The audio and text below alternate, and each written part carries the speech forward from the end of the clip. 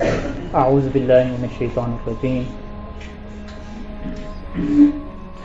بسم اللہ الرحمن الرحیم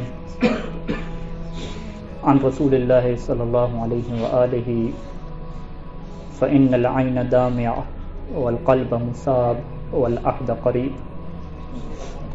آنکھ کا کام تو آنسو بہانا ہے اور غم تو دل کو پہنچتا ہے۔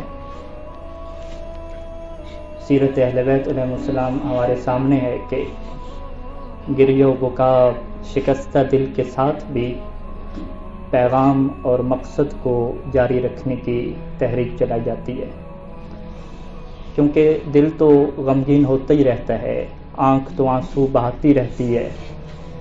جو اہل بیت نے درس دیا کہ آنکھ رو بھی رہی ہو، دل شکستہ ہو، لیکن جناب زینب جیسی بیٹی ہو تو وہ بھی مقصد کے اوپر گفتگو ضرور کرتی ہے۔ آج ہم سب اپنے محسن کو کھو چکے ہیں، ہم یتیم اور یتم کی حالت میں آ چکے ہیں۔ میرے پاس الفاظ نہیں ہیں کہ کس طرح سے بیان کروں اپنے محسن کی افکار کو، وہ افکار، وہ سوچیں کہ جن کو پوری کرنے کی ذمہ داری ہمارے کاندھوں پہ آ چکی ہے۔ وہ مؤسسہ بنا چکے، وہ مدارس بنا چکے، وہ احسان کر چکے، اس کے بعد ہمیں ان کے مقصد کو، ان کی سوچ کو، ان کی افکار کو پورا کرنے کے لیے آگے بڑھنا ہے۔ اور میں مختصر وقت میں تحریر تو نہیں کر سکا، لیکن 3 ایسے افکار محسن ملت کی ہیں کہ جن کو پورا کرنے کی طرف ہمیں سفر کرنا ہے، اور مختصر طور پہ میں ان کے اوپر آپ کے سامنے کچھ الفاظ کہنا چاہوں گا۔ پہلی چیز کہ محسن ملت، ہمارے محسن جس کے اوپر بہت زور دیتے رہے، وہ اپنی شخصیت کی حفاظت ہے، وہ شخصیت سازی ہے۔ دوسری چیز کہ جو آخری دم تک ان کا مقصد اور ہدف رہا، اور علماء نجف سے، الکوثر والوں سے خصوصاً جس کی وہ تمنا رکھتے تھے کہ بر صغیر کی علمی سطح کو بلند کرنے میں علماء نجف کا کردار۔ اور تیسری چیز وہ درس توکل ہے، اللہ پہ توکل کرنے کا درس ہے۔ یہ 3 نقاط ہم نے کیسے سیکھے ان کی زندگی سے، کیسے ان کو طالب علم کے قریب پایا، ایک شفیق باب، ایک محسن کرنے والا اسم با مسمہ پایا۔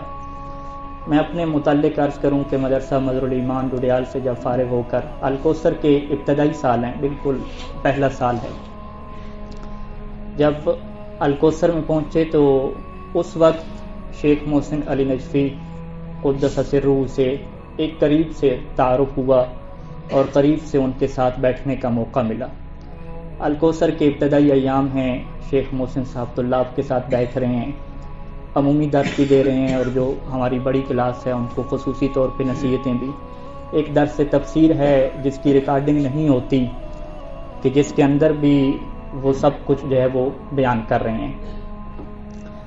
پہلا جو ان کی شفقت کا لمحہ میں نے محسوس کیا کہ جب ہاسٹل سے باہر نکلا، اور وہ ابتدائی بالکل دن تھا کہ محسن علی نجفی قدس سرہ جب سامنے آئے تو انہوں نے دیکھا کہ ایک بچہ ہے جس کی ابھی داڑھی بھی نہیں آئی، تو فوراً مجھے اپنے گلے لگا لیا، گلے لگا کے کافی دیر تک محبت کرتے رہے، پیار کرتے رہے، اور ایک جملہ کہا کہ یہ اسوہ کا چوزہ الکوثر میں کیا کر رہا ہے۔ تو ساتھ اسحاق صاحب تھے یا غالباً مہدی کریمی صاحب تھے، تو انہوں نے فرمایا کہ نہیں، یہ لمع اصول کا طالب علم ہے اور الکوثر کا ہے۔ وہیں سے میں نے پہلی دفعہ محسوس کیا کہ ایک جامع کا بانی ہو اور وہ اپنے طالب علم کو گلے لگا کے کھڑا رہے، اس کے سر پہ ہاتھ پھیرتا رہے، اور بڑی شفقت سے پوچھے کہ یہ ہمارے ادارہ میں یہ بچہ کیا کر رہا ہے۔ اور پھر جب آغاز ہوا اور ان کا وہ پہلا درس ہمیں سننے کو ملا کہ اپنی شخصیت آپ کو بنانی ہے، اپنی عزت کی حفاظت آپ کو خود کرنی ہے، اس میں جو انہوں نے ہمیں درس دیا کہ کسی سے مانگنا نہیں ہوتا، کسی سے سوال نہیں کرنا ہوتا. یہ نہ ہو کہ آپ کسی بانی سے، کسی ڈونر سے اپنے متعلق سوال کرنا شروع کر دیں. اور پھر جب ہمیں نجف اشرف میں بھیجا تو اسی چیز کا درس دے کر بھیجا کہ اپنی شخصیت کی حفاظت کرنا. ایسا نہ ہو کہ تم کسی مکتب میں دیکھے جاؤ فقط اس لیے کہ تمہیں مساعدہ کی ضرورت تھی. خودداری کی خاطر بھوک برداشت کر لینا، لیکن خبردار اپنی عزت اور شخصیت کو کبھی دو پہ نہ لگانا. ان کی مسلسل یہی تاکید ہوتی تھی کہ اگر آپ نجف اشرف میں رہ رہے ہیں تو اپنی خودداری اور شخصیت کی حفاظت کریں. ایسا نہ ہو کہ آپ مکاتب کے در پہ ہوں اور آپ کا مقصد وہاں سے اپنی جو مادی مشکلات ہیں ان کو حل کرنا ہو. ہاں، اگر مکتب کے در پہ جائیں تو علمی مشکلات کو لے کر جائیں. اور خود جب شیخ الجامعہ تشریف لاتے تھے تو مکاتب میں یہی بیان کرتے تھے کہ آپ کے پاس تخصص کا نظام نہیں ہے. ہمارے بچے تخصص کرنا چاہتے ہیں، انہیں تفسیر میں، حدیث میں، علم کلام میں ماہر چاہیے. اس کے لیے آپ کیا کر سکتے ہیں؟ اور واقعات بے شمار ہیں کہ شروع کے بالکل ایام نجف اشرف میں کوئی مساعدہ وغیرہ مکاتب سے نہیں ہے، خود طالب علم اپنا کھانا پکا رہے ہیں تو باقاعدہ وہاں سے ہر طالب علم کے لیے کچھ بھیجنا. اور جب گرمیوں کے دنوں میں جنریٹر کے لیے تیل کی کمی ہو جائے تو برداشت کرنے کا درس دینا کہ کسی مکتب میں اور کسی جگہ پہ نہیں جانا مانگنے کے لیے. برداشت کرو، اگر ہمارے پاس ہوا تو ہم عطا کریں گے. الکوثر میں اس کا کیسے درس دیا کہ ایک دفعہ مجھے ضرورت تھے میڈیکل ٹیسٹ کے لیے کچھ پیسے وغیرہ، تو میں شیخ الجامعہ کے پاس گیا اور کہا کہ اس طرح سے ڈاکٹر نے ٹیسٹ لکھ کر دیے ہیں کہ جن کا کافی زیادہ خرچہ آ رہا ہے. تو جب کچھ سیاق و سباق اپنے بارے میں بتانے لگا تو فوراً روک دیا. کہا کہ یہ نہیں بتانا ہوتا کہ آپ کون ہیں، کیسے ہیں، یہ بالکل نہ کسی کو بتاؤ. سیدھا کہو کہ میں الکوثر کا طالب علم ہوں، مجھے اتنے پیسے ضرورت ہیں، بس. فوراً جیب میں ہاتھ ڈالا اور جو بھی تھا سب دے دیا. وہاں پہ ایک درس دیا کہ اگر کسی سے مانگنا بھی پڑ جائے، چاہے وہ آپ کا شفیق استاد محسن ہو، پھر بھی اس طریقے سے مانگو کہ اپنی شخصیت کی وہاں پہ حفاظت کرو. اپنے بارے میں بہت کچھ کھول کے سامنے نہ رکھ دو، فقط وہی بتاؤ جتنا بقدر ضرورت ہو. ایک اور چیز جو ان کی شخصیت میں ہم نے دیکھی کہ بعض اوقات وہ جامعۃ الکوثر میں رات گزارتے تھے. تو ایک دفعہ یہ ہوا کہ فجر کے ٹائم پہ جو چوکیدار تھا ہمارا وہ سب کو جگاتا تھا. جگانے کا انداز یہ ہوتا تھا کہ ہر طالب علم کے دروازے پہ جا کے، کمرے پہ جا کے وہ زور زور سے دستک دیتا تھا. تو ایک شدید قسم کی آواز گونجتی تھی. سردیوں کی راتیں ہیں اور شدید قسم کی ٹھا ٹھا کی آوازیں گونج رہی ہیں. تو شیخ صاحب نے سوال کیا کہ یہ آوازیں کیسی آ رہی ہیں؟ تو بتایا کہ یہ چوکیدار ہے جو طلاب کرام کو نماز فجر کے لیے بیدار کر رہے. فوراً ان کو غصہ آ گیا اور چہرے کی رنگت متغیر ہو گئی. اسی ٹائم پہ نماز ظہر کے بعد ہم سب کو بلایا اور کہا کہ آپ کو اپنی شخصیت کی فکر نہیں ہے کہ لمحہ اصول میں پہنچ چکے ہو اور آپ کو نماز فجر کے لیے بیدار کرنے والا ایک چوکیدار ہے، ایک عام انسان ہے. کبھی اپنی عزت کے بارے میں سوچو، کبھی شخصیت کے بارے میں سوچو کہ اس مرحلے تک پہنچ گئے ہیں اور اپنے آپ کو اتنا مضبوط نہیں بنا پائے کہ نماز فجر کے لیے خود کو جگا سکو. اور اس کے بعد انہوں نے پابندی لگا دی کہ کوئی کسی طالب علم کو نہیں جگائے گا. یہ میرے بچوں کی شخصیت سازی میں بہت بڑا خلل ہے. یہ ان کی عزت نہیں کی جا رہی کہ ان کو فجر کے ٹائم پہ ایک چوکیدار جگا رہا ہے. اور یوں ہمیں درس دیا کہ اپنی حفاظت کرو، اپنی عزت اور اپنی شخصیت کی حفاظت کرو. یہ وہ مقصد ہے کہ جسے ہمیں پاکستانی معاشرے کے لیے، بر صغیر کے معاشرے کے لیے نجف اشرف میں پورا کرنا ہے. ہمیں اس طرح سے اپنا کردار خودداری کا اور شخصیت کا ادا کرنا ہے کہ مکاتب میں یہ جو ایک سوچ پائی جاتی ہے کہ یہ جب بھی اپنا اجتماع لے کر آتے ہیں تو ہمیشہ وہی مادی مسائل لے کر، وہی مساعدہ کے مسائل لے کر آتے ہیں. ہمیں اس سوچ کو توڑنا ہے کہ اگر کل ہمارا اجتماع بر صغیر کا مکتب میں جائے، کسی شخصیت کے پاس جائے تو پیسے کے حوالے سے، مادی حوالے سے وہ درخواست لے کر نہ جائے، بلکہ وہ علم لے کر جائے، علمی ترقی کو لے کر جائے. یہ شیخ الجامعہ کا خواب تھا، یہ وہ ایک ان کا پروجیکٹ تھا کہ جس کو پورا آپ نے اور ہم نے کرنا ہے۔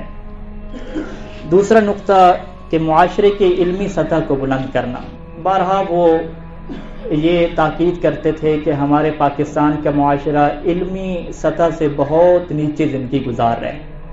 ہمیں جب ایک جگہ تبلیغ کے لیے بھیجا تو وہاں پہ کہنے لگے کہ خبردار وہاں جا کر یہ نہ کہنا کہ میں ادنا سا طالب علم ہوں، کیونکہ یہ لوگ نہیں سمجھتے کہ ادنا سے طالب علم کو کس انداز میں بولا جا رہا ہے، وہ حقیقی معنی میں سمجھتے ہیں۔ پھر وہ ہمیں کال کرتے ہیں کہ یہ کہ آپ نے چھوٹا سا طالب علم ہمارے لیے بھیج دیا۔ تو کہا کہ ہمارے معاشرے کے اندر تو یہ صلاحیت بھی نہیں ہے کہ وہ ان تعبیرات اور ان کلمات کو سمجھ سکے۔ بہت ضرورت ہے اس بات کی کہ معاشرے کی علمی سطح کو بلند کیا جائے۔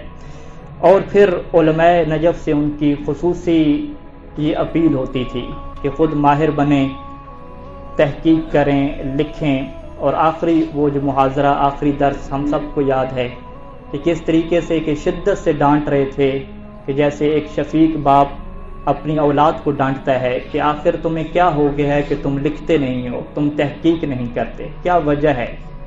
اہل سنت کی ہر سال 10 کتابیں تحقیقی جاتی ہیں، لیکن مکتب تشیع کا ایک بڑا ادارہ الکوثر، سب سے بڑے مرکز نجف اشرف میں بیٹھنے والا، ایک تحقیقی کتاب معاشرے کو نہیں دے سکتا۔ مسلسل جن جوڑتے تھے کہ تمہاری ذمہ داری ہے تحقیق کی طرف بڑھنا۔ اور وہ ابتدائی ہمارا سال تھا نجف اشرف میں کہ جب آغا شاہانی صاحب کے نام ایک پوری لسٹ بھیجی کتابوں کی کہ یہ نحوی اور ادب کی کتابیں ہیں کہ اس کا آپ نے مباحثہ کرنا ہے، جس میں معلقات سبع، متنبی اور حماسہ جیسی کتابیں بھی تھیں۔ وہ چاہتے تھے کہ میرا طالب علم ایک ادیب بنے، اس کو عربی اشعار سے، عربی تعبیرات سے ایک شغف ہو، وہ جانتا ہو کہ یہاں پہ معصوم نے یہ جو تعبیر استعمال کی یا یہ جو شاعر نے یہ جملہ بولا ہے یہ کس پیرائے میں بولا ہے۔ اس کے لیے وہ قدیم کتابوں کے مباحثے کا درس دیتے تھے۔ وہ آج بھی ای میل ان کی میرے پاس محفوظ ہوگی کہ جس میں 6-7 کتابوں کے ہمیں انہوں نے نام دیے تھے کہ ان کتابوں کا آپ لوگ ضرور مباحثہ کریں۔ تو یہ وہ ایک ان کا ہدف ہے، پروجیکٹ ہے کہ جسے آپ نے اور ہم نے پورا کرنا ہے، اور معاشرے کو تصانیف دینی ہے، معاشرے کو تحقیقات دینی ہے، معاشرے کو الکوثر جیسی 10 تفاسیر دینی ہیں، اور معاشرے کی علمی سطح کو بلند کرنا ہے۔ یہ وہ خواب ہے کہ جسے محسن ملت پورا کرنے کے لیے ہمارے اوپر توقع رکھتے تھے۔ وہ کہتے تھے کہ میں کس سے توقع کروں؟ الکوثر والے ہیں کہ جن سے فقط مجھے یہ توقع ہے کہ وہ علمی ترقی کو بلندی کی طرف لے کر جائیں گے۔ اور آخری نقطہ وہ توکل کا نقطہ تھا۔ قرآن مجید کی وہ آیت پڑھا کرتے تھے کہ جو اللہ کے اوپر بھروسہ کرے تو وہ اللہ اس کے لیے حسبہ، وہ کافی ہو جاتا ہے۔ اور فرماتے تھے کہ یہ نہ سوچو کہ جب تم علمی طور پہ مضبوط بن جاؤ گے تو کون سا ادارہ ہے جو تمہیں دعوت دے گا کہ آؤ ہمارے ادارے میں مدرس لگ جاؤ، آؤ ہمارے ہاں آپ تبلیغ کریں، مجلس پڑھیں۔ وہ کہتے تھے اس کو سوچنا چھوڑ دو کہ یہ کیسے ہوگا، تم خود ہیرا بن جاؤ، تمہارا خریدار خود تم تک پہنچے گا۔ لیکن تمہیں ہیرا بننا ہے، تم کو قیمتی انسان بنانا ہے۔ جیسے تم ہیرا بنو گے تو یہ ہو ہی نہیں سکتا کہ تم چھپ جاؤ اور خریدار تم تک نہ پہنچے۔ اگر اپنے اندر علمی قابلیت پیدا کر لیتے ہو تو پھر ہر جگہ سے تمہیں آفر آئے گی، ہر جگہ سے تمہیں بلایا جائے گا، لیکن شرط یہ ہے کہ تم فقط اللہ کے اوپر بھروسہ رکھو۔ اور اس بھروسے کی وہ مثال ہمیں بار بار سنایا کرتے تھے کہ جب بالکل کوثر کے ابتدائی ایام ہیں، ایجوکیشن ایریا ہے، مکمل تعارف نہیں ہوا، اور پروگرام بنا لیا کہ ہم عشرہ مجالس کا انعقاد کریں گے۔ شفا نجفی صاحب جیسے مقرر تھے کہ جن کی اس وقت اتنی خطابت بھی عروج پہ نہیں تھی، تو سب لوگ یہ اعتراض کر رہے تھے کہ اس ایجوکیشن ایریا میں کون آئے گا مجالس سننے، طلاب بھی تعطیل پہ ہیں، چند ایک طلاب، الکوثر کا اتنا بڑا ادارہ، کیسے مجمع اکٹھا ہوگا؟ تو وہ کہتے تھے ہم مجلس امام حسین کے لیے کرا رہے ہیں، ہمیں اللہ کے اوپر بھروسہ کرنا ہے۔ اور جب مجلس کا آغاز ہوا تو راولپنڈی سے ادھر ادھر سے جب ایک اعلان پھیلا کہ الکوثر میں مجالس ہو رہی ہیں تو گاڑیوں کی لائنیں لگ گئی تھی وہاں پہ۔ ایجوکیشن کا وہ جو ایریا ہے، پارکنگ وہاں پہ لوگوں کو نہیں مل رہی تھی، تو وہ کہا کرتے تھے دیکھو ہم نے اللہ کے اوپر بھروسہ کیا تو اللہ نے ہماری ناک نہیں کاٹی۔ یہ بھول جاؤ کہ تم اگر اللہ کے اوپر بھروسہ کرتے ہو تو اللہ تمہاری معاشرے میں ناک کاٹ دے گا۔ اللہ کے اوپر بھروسہ کرو، علمی ترقی کی طرف بڑھو، خود کو قیمتی بنا لو، تو یہ ہو ہی نہیں سکتا کہ اللہ تمہاری معاشرے میں ناک کاٹ دے۔ بلکہ اللہ تمہیں معاشرے میں بھی عزت دے گا اور آخرت میں بھی عزت دے گا۔ اللہ تعالیٰ سے دعا ہے کہ خدا ہمیں شیخ الجامعہ کے یہ جو پروجیکٹ ہیں جو ادھورے رہ گئے، اللہ ہمیں انہیں پورے کرنے کی توفیق نصیب فرمائے، اور ہم سب کو معاشرے کے علمی کردار کو بلند کرنے اور بر صغیر اور خصوصاً پاکستانیوں کی جو شخصیت اور عزت اور خودداری جو نجف اشرف میں ہے، اسے مکمل بحال کرنے کی توفیق نصیب فرمائے۔ والسلام علیکم ورحمۃ اللہ وبرکاتہ۔